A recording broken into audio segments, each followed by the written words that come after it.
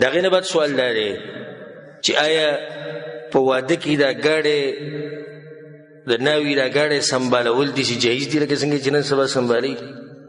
الجواب بالله توفیق هغه دا چې دې کې هېڅ حرج نشته، جایز دي. پخوا به هم دا ډولۍ راوړه د صحابه کرامو په وخت کې، سلفو په وخت کې کیجاوه به ښکلې غونته کې هغه به په دې اوښ باندې کېښود او هغه به یې داسې مزداره کړې وه، ښکلې ښکلې کپړې به پې اچولې.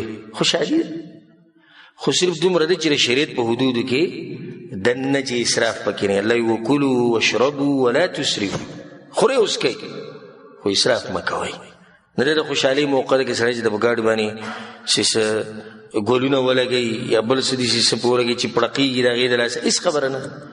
دا بعض داسې چې د کوم د وخت نه مخکې مفتي شي داسې به یې سختې فتوې ورکوي، دا هم حرام وکړو، دا پرېږده خوشحالي ده کومه چې مباح او جایز خوشحالي چې دا خلک پې خوشحاله شي.